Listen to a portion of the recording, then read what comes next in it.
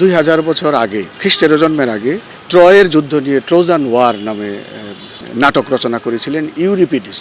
এই একই বিষয় নিয়ে একই নামে জাপোলো সার্ত্রে তিনি নাটক রচনা করেছেন। বিষয়বস্তু একই।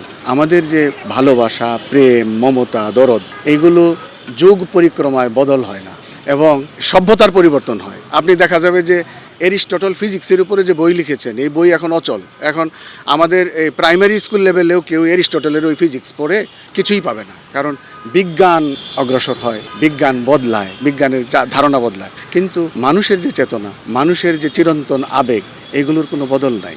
এইগুলো নিয়ে এই শিল্প সৃষ্টি হয়। সেই জন্য 2000 বছর আগের ট্রোজান ওয়ার আর 2000 বছর পরে ট্রোজান ওয়ার একই রকম। নজরুলের গান, কবিতা, সাহিত্য, এগুলো মানবিক চিরন্তন আবেগের বিষয়। এটা 1000 বছর পরেও প্রাসঙ্গিক থাকবে, যতদিন বাংলা ভাষা থাকবে, 2000 বছর পরেও থাকবে, 10,000 বছর পরেও থাকবে।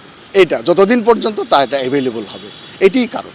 এক সময় দেশের লোক সংখ্যা কম ছিল, এখন লোক সংখ্যা অনেক বেড়েছে, প্রযুক্তির নানান পরিবর্তন হয়েছে। তখন একটা গান শুনতে হলে শিল্পীর কাছে যেতে হতো, কোনো একটা অনুষ্ঠানে আসতে হতো। এখন এই মোবাইল দিয়েই ঘরে বসে অনেক শুনে ফেলে। এটার কোনো অ্যাসেসমেন্ট নাই, কোনো এ ধরনের কোনো পরিসংখ্যান আমাদের কাছে নাই।